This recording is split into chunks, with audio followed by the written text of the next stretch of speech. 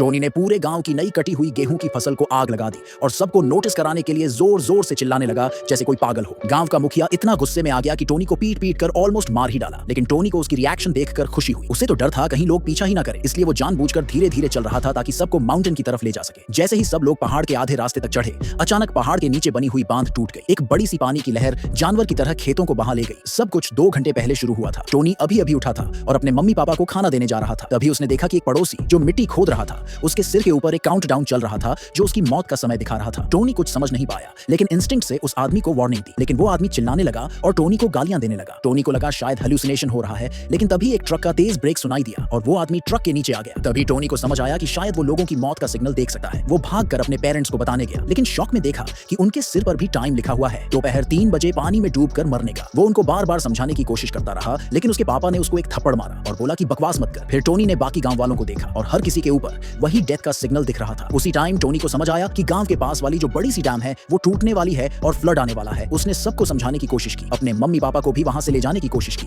लेकिन कोई उसकी बात मानने को रेडी नहीं था। सब लोग बोले कि हमने पूरी जिंदगी यहाँ खेती की है, कभी कोई फ्लड नहीं आया, और वो डैम तो सिटी के टॉप इंजीनियर्स ने बनाया है सबसे हाई सेफ्टी स्टैंडर्ड से, वो कभी टूट नहीं सकता। जब टोनी ने देखा कि कोई भी उसकी बात नहीं मान रहा, तो उसने डिसाइड किया कि कम से कम अपने मम्मी पापा को तो बचाना ही है। लेकिन तभी गांव का मुखिया गुस्से में वहां आ गया। उसने टोनी से पूछा कि अगर सब लोग चले गए तो गेहूं कौन काटेगा, और अगर फसल बर्बाद हो गई तो उसका पैसा कौन देगा। टोनी कुछ समझाने ही वाला था, लेकिन सबको लग रहा था कि वो पागल हो गया है। उसके पापा ने भी कह दिया कि अब बस कर, ज्यादा कहानी मत बना। कोई ऑप्शन ना देखकर टोनी ने हिम्मत दिखाई और सबको धमकी दी कि अगर आज ही सब उसके साथ नहीं चले तो कोई भी एक दाना नहीं काट पाएगा। ये सुनकर गांव वाले और भी ज्यादा गुस्सा हो गए। बहस बहुत तेज हो रही थी। तभी डैम का एक इंस्पेक्टर शोर सुनकर वहां आ गया। टोनी भागकर उसे सब कुछ बताने गया, लेकिन इंस्पेक्टर ने भी उसे पागल समझ लिया। उसने कहा कि डैम बिल्कुल सेफ है। गांव वालों ने भी टोनी पर इल्जाम लगाया कि वो सबका ध्यान भटका रहा है और अगर आज का काम खराब हुआ तो उसी की गलती होगी। अब कोई भी टोनी की बात नहीं मान रहा था और 3 बजने में बहुत कम टाइम बचा था। टोनी पैनिक में आ गया और बिना कुछ सोचे उसने सारी फसल को आग लगा दी। गांव का मुखिया जैसे ही ये देखा पागल हो गया और टोनी को मारने दौड़ा। टोनी भागा और उसके पेरेंट्स ने उसे बचाने की कोशिश की ताकि वो भाग सके। जब टोनी पहाड़ के बीच तक पहुंचा तो उसे गांव के मुखिया का ट्रैक्टर दिखा और उसे एक आइडिया आया। उसे याद आया कि ट्रैक्टर की टायर की हवा वाली ट्यूब फ्लोट की तरह काम कर सकती है। वो तुरंत टायर खोलने लगा। गांव वाले वहां पहुंच गए और टोनी ने चिल्लाकर बोला कि पानी आने ही वाला है, ये टायर जान बचा सकते हैं। उसने सबको बाकी टायर निकालने में हेल्प करने को कहा। गांव का मुखिया उसे देखकर और गुस्सा हो गया। उसने टोनी को चिल्लाकर रोका और वहीं उसे मारने की कोशिश की। टोनी के मम्मी पापा बीच में आ गए और मुखिया को शांत करने की कोशिश की, लेकिन मुखिया कह रहा था कि टोनी बिल्कुल पागल हो गया है। कभी चिल्लाता है कि बाढ़ आने वाली है, कभी ट्रैक्टर खोलता है, कभी फसल जलाता है। बाकी गांव वाले भी टोनी को बुरा भला कहने लगे। जब टोनी को लगा कि कोई भी उसकी बात मानने वाला नहीं है, तो उसने एक टायर अपनी मां को दिया और हाथ जोड़कर पेरेंट्स से कहा कि बस एक बार उस पर भरोसा कर लो। बाकी लोग उसका मजाक उड़ाने लगे, कहने लगे कि अगर बाढ़ आई भी तो एक टायर क्या बचाएगा। गांव का मुखिया इतना गुस्से में आ गया कि बोला अगर सच में बाढ़ आती है तो मैं खुद डूब कर मर जाऊंगा। लेकिन तभी दूर घाटी की तरफ से एक जोरदार आवाज आई। पानी सच में आ गया था।